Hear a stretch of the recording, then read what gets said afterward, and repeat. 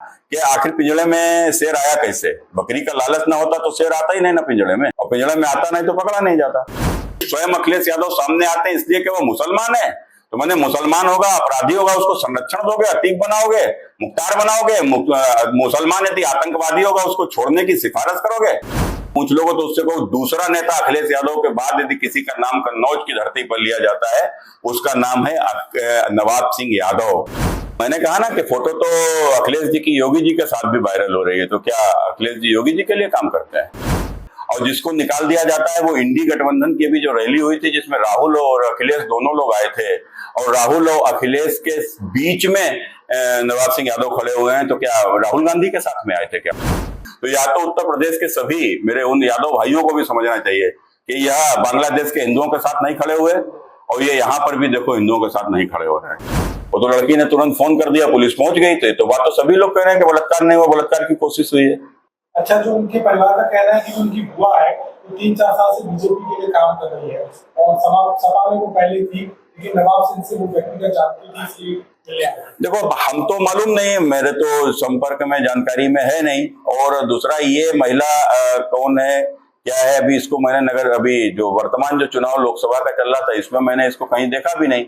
यदि कहीं हो तो आप लोग जरा देख लीजिए। अब तो सबके सोशल मीडिया है, हैंडल है, कोई इस प्रकार का लीडर नेता होता है तो वो अपने को बताता है कि वो किसके लिए पार्टी में काम कर रहा है, किसके लिए काम कर रहा है। अगर वो लोकसभा के चुनाव में कहीं सक्रिय रही हो तो मुझे पता चले, शायद मेरी जानकारी में, तो मैंने तो कहीं उसको लोकसभा के चुनाव में इस चेहरे को कहीं देखा ही नहीं।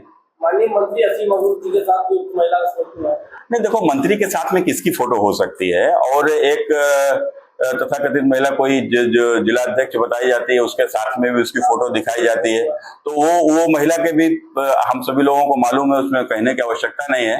तो कुल मिलाकर अगर इस तरीके का कुछ है तो उसके लिए भी निश्चित रूप से जांच होगी। महिला कैसे आई, कहाँ से आई, इसका क्या चरित्र है, क्या इसका हिस्ट्री है, तो वो भी पुलिस तो उस पर भी जांच करेगी। यदि इस महिला का कोई षड्यंत्र है तो वो भी निश्चित रूप से वो भी उजागर होना चाहिए। नहीं, देखो अब वहां के ऊपर वो महिला जिस प्रकार से बैठी थी, और ये 8,000 रुपए की, अगर आप सबने सुना होगा तो 8,000 रुपए, तो 8,000 रुपए क्या होता है, तो वैश्यावृत्ति होती है। तो यदि ये सब ऐसा कुछ है तो कुल मिलाकर तो मैंने कहा ना कि आखिर पिंजड़े में शेर आया कैसे। बकरी का लालच ना होता तो शेर आता ही नहीं ना पिंजड़े में, और पिंजड़े में आता नहीं तो पकड़ा नहीं जाता।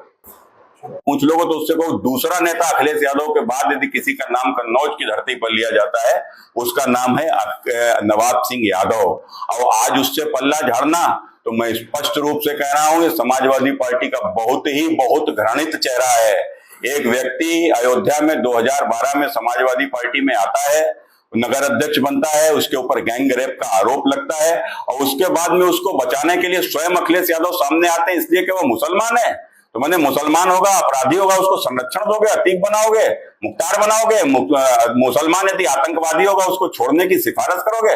और उसके बाद में जो कन्नौज में एक उनका वह कार्यकर्ता जिसने अपना जीवन समाजवादी पार्टी को दे दिया, आज उससे भी पल्ला झाड़कर आज इस प्रकार से खड़े हो गए, तो समझ सकते हैं कि ये आतंकवादी अपराधी यदि मुसलमान होगा उसको संरक्षण करेंगे, और यादव होगा उसको भी छोड़ देंगे क्योंकि वह हिंदू है। तो यह समाजवादी पार्टी का और भी घृणित चेहरा उजागर हुआ है। आपकी जो फोटो वायरल हुई उसका क्या कहेंगे, जो सपा कह रही थी वो तो आपके लिए काम करते हैं?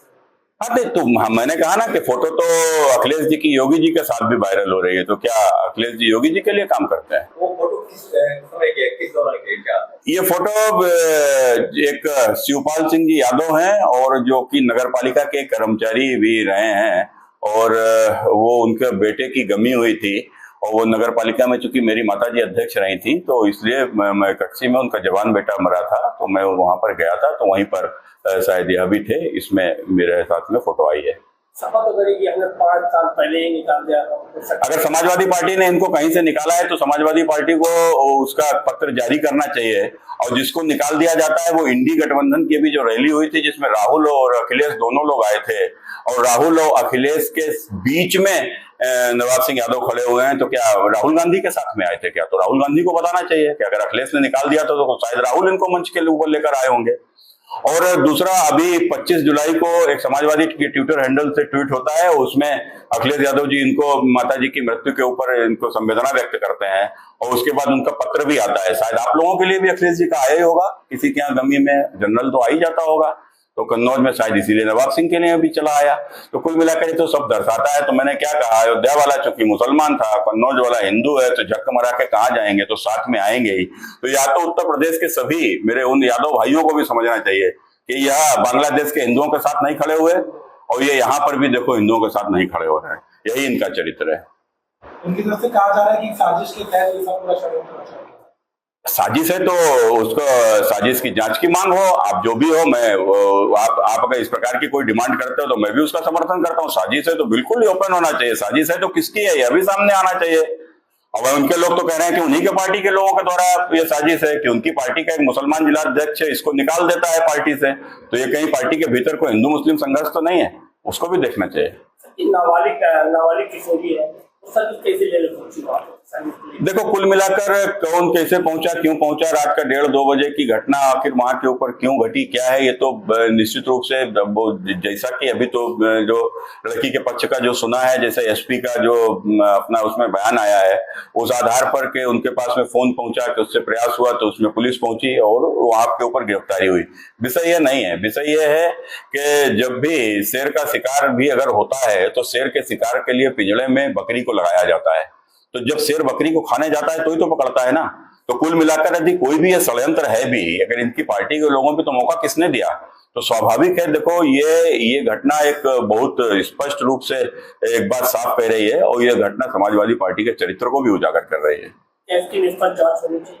नहीं, जांच तो बिल्कुल निश्चित रूप से इसकी जांच चली रही है और न्यायालय में भी अब ये मामला जाएगा। तो अभी तो पूरी तरीके से तो पुलिस का मामला बन गया है।